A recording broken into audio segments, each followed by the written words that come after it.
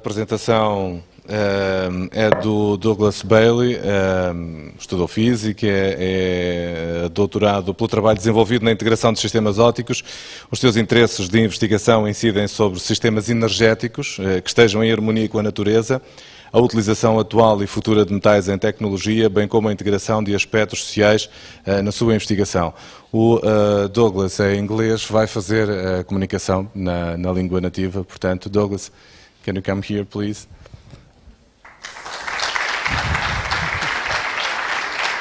You can always say boa tarde, at least. Boa tarde.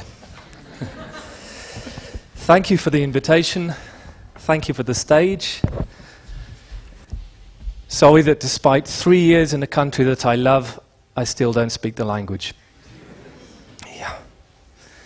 So behind me, you see one picture of an emerging technology. I'd say it's a different kind of emerging technology to some of those that we've seen today. And I will go back to it. What I want to start with, I would like to give a view. Basically, I stand here. I live in a very interesting project, a very interesting experiment. And I would like to be able to take this chance to say a little from my heart what I see as our best possibilities for a real sustainable future. Based on what I've seen working the last 3 years, 24 hours a day, trying to live the experiment of seeing what is humanly and technologically possible.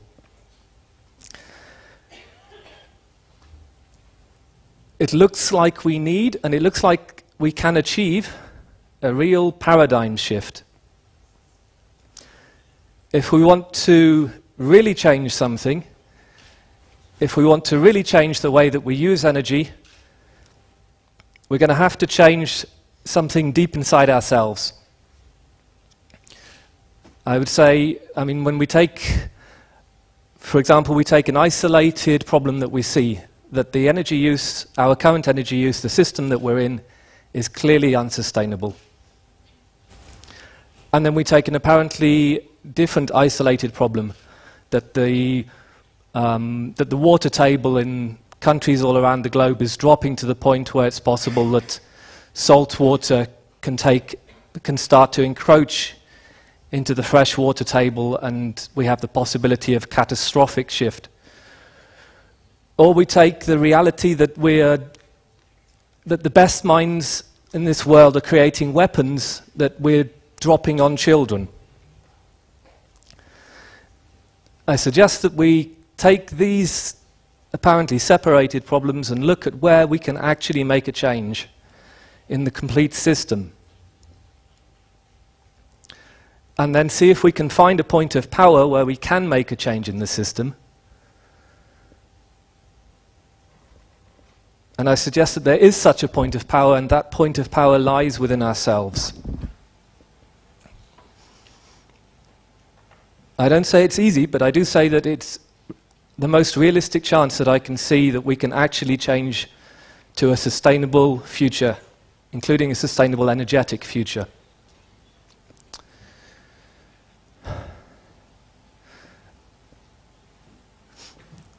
And that's to make the shift from a way of looking out at the world that's based on fear and on competition, to a way of looking out at the world that's based on trust and on cooperation in every area of life. And I would suggest that making that change within ourselves, within our communities, is the most important piece of work that we can be doing to achieve energy sustainability.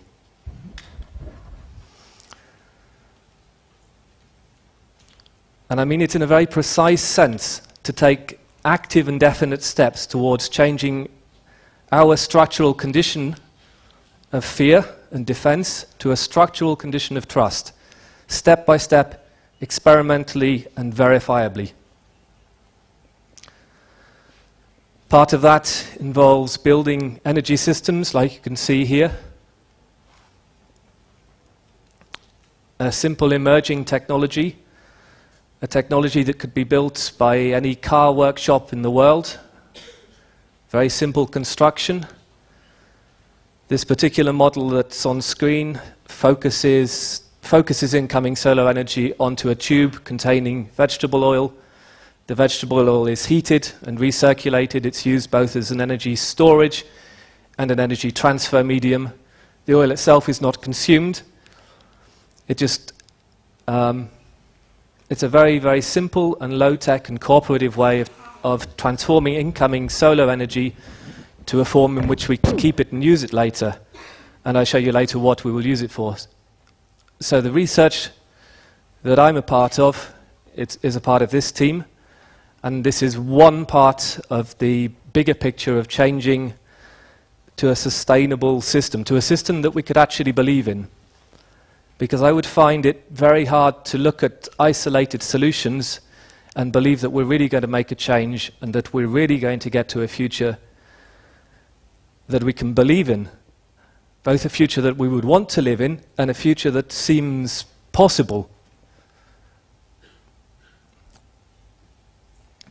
When I see the global situation, it's really hard to find a point to transfer the despair into hope.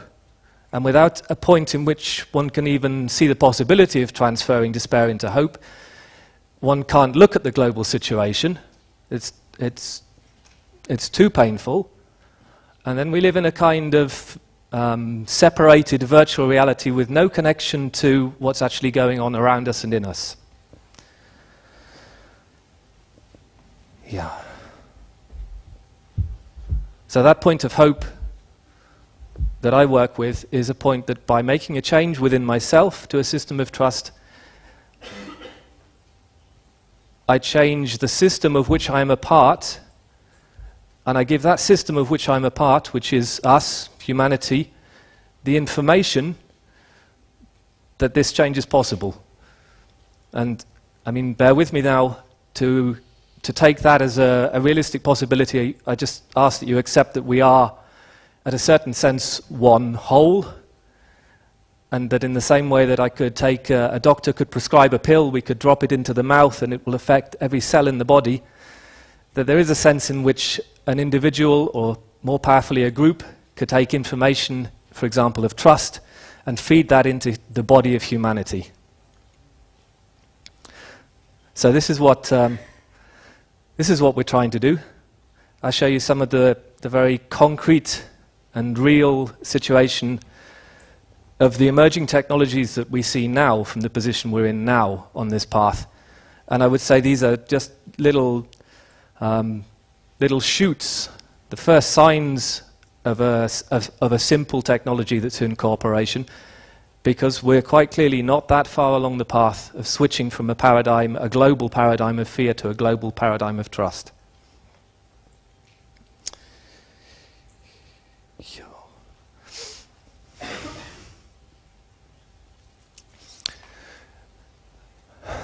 This is the system that we just saw. This shows its installation in a greenhouse.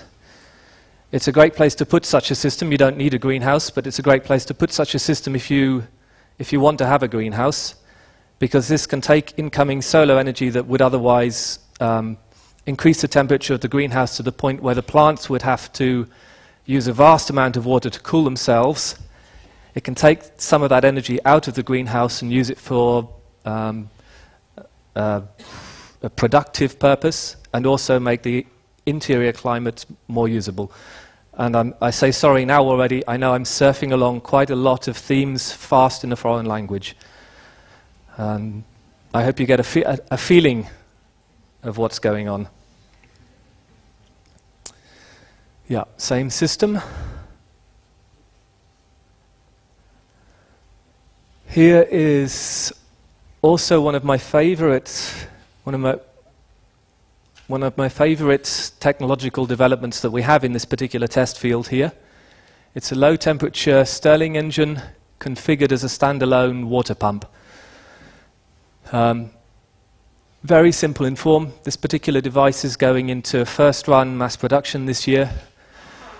You point it at the sun, it tracks the sun over the course of a day, and while there's sun it'll pump water.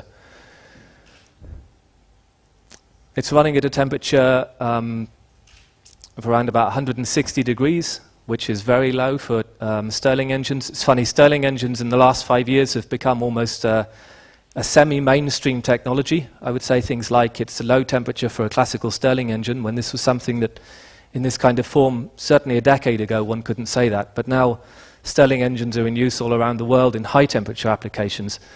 What we have here is a low-temperature Stirling. That means that it's built using low technologies, simple materials, simple construction techniques. That means it can be built, again, anywhere around the world by anybody who's got the capability to fix a simple engine, can construct one of these things. And from then on, for the next decades, you've got a water pump. If you imagine just this one simple item replacing the diesel pumps that you can see around so many rural areas, this makes a real difference. And to hear this thing running is also a revelation. It's instead of the explosive sound of a diesel engine running, you have something that's running at about 60 cycles per minute, so much closer to a human heartbeat. It's got a very human and a very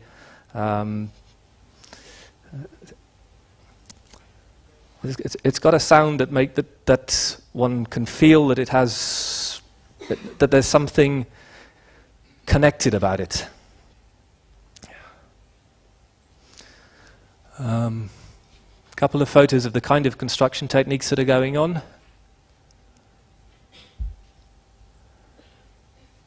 Scheffler mirror system, fairly well-known system.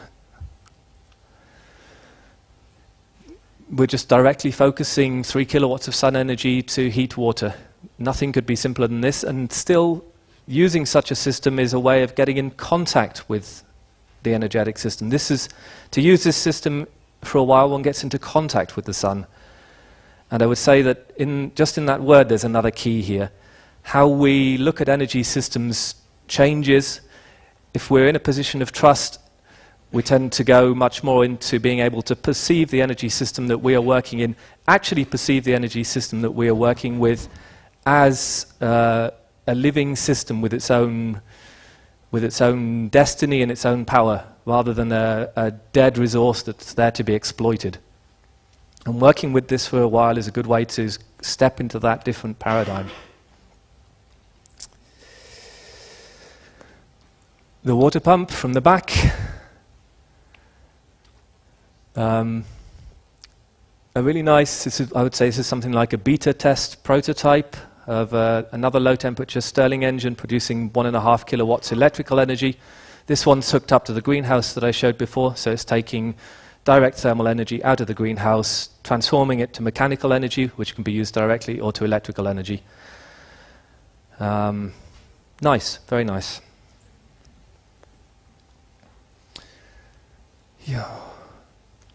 Yeah, there's so many topics that it would be possible to open here. I've got 1 minute remaining. In that 1 minute I will say something about water. I have to say something about water, both because it's such an important topic for this area of the world, and because we can see in the way that we've been dealing with water, also in Tamera, in the project that I'm working in, the way we've been dealing with water for some years, we see, I think, an idea of which direction the energy projects will go when we develop it further. Because this is a lake that did not exist 5 or 6 years ago. We spent quite a long time looking at the dream of the landscape, trying to find what does the landscape dream of doing, going into contact with the land. And then we built, using very simple techniques, a lake. It's not really a lake, it's a retention area where rainfall is kept on the land. It's an unlined retention pond, so the rain lands on the land and it slowly sinks into the land. There's no attempt to take the rain and hold the rain and keep the rain and patent the rain and protect the rain. But we simply let it sink into the land, where it raises the water table and is available for the use of the trees and for the use of the surrounding farms. That's it. Time up. Thank you.